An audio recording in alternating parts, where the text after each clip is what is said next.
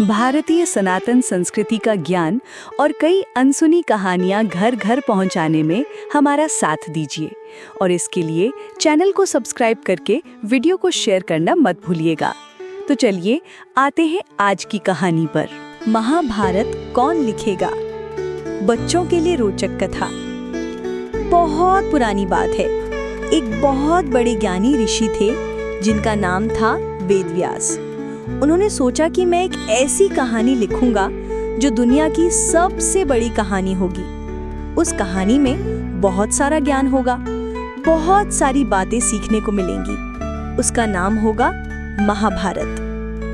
लेकिन महाभारत इतनी बड़ी कहानी थी, इतनी मोटी किताब बनने वाली थी कि वेदव्यास जी अकेले लिखते तो सालों लग जाते। उन्होंने सोचा, अरे बाप रे, इतना समय तो मेरे पास नहीं है, क्या करूं?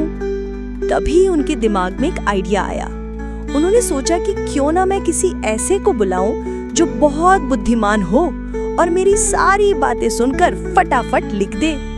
उन्होंने अपनी आंखें बंद की और ध्यान लगाया। फिर उन्होंने पुकारा, हे भगवान गणेश। तुरंत ही प्यारे गणेश जी प्रकट हो गए। उनका सिर हाथी का था, एक दांत थोड़ा टूटा हुआ था और उनके हाथ में हमेशा एक लड्डू रहता था। गणेश जी बोले, मुझे क्यों बुलाया ऋषि जी? ऋषि जी ने कहा, गणेश जी, मैं एक बहुत बड़ी कहानी लिख रहा हूँ, महाभारत। क्या आप मेरी बातें सुनकर इसे लिखेंगे?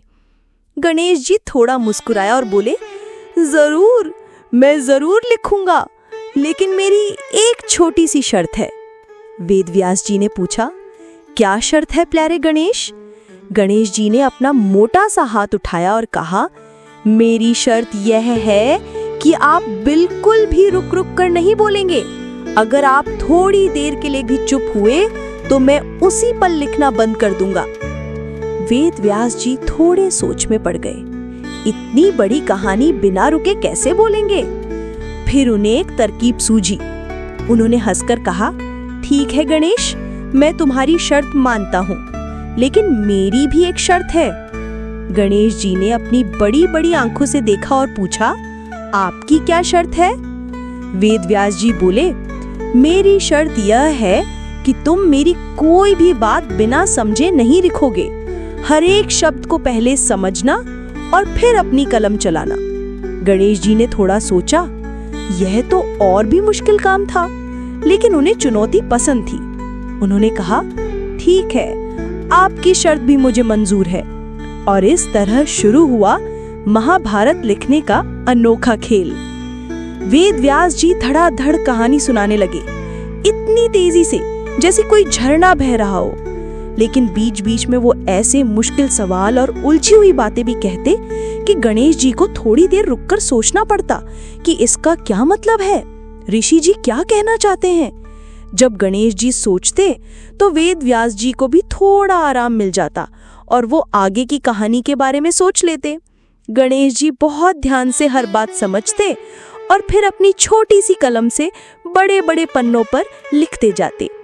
इस तरह बुद्धिमान वेदव्यास जी कहानी सुनाते रहे और समझदार गणेश जी बिना रुके लिखते रहे। उनकी इस अनोखी दोस्ती और मिलकर काम करने के तरीके से ही दुनिया का सबसे बड़ा महाकाव्य महाभारत बनकर तैयार हुआ। तो बच्चों, इस कहानी से हमने क्या सीखा? यही कि अगर हम बुद्धि और धीरज से काम लें तो कोई भी मुश्किल काम आसान हो सकता है। और किसी भी काम को अच्छे से करने के लिए सिर्फ जल्दी करना ही जरूरी नहीं है, बल्कि हर बात को समझना और ध्यान देना भी बहुत जरूरी है ना मजेदार कहानी? ऐसी और कहानी के लिए चैनल को सब्सक्राइब करें और हाँ, वीडियो को लाइक करना ना भूलें।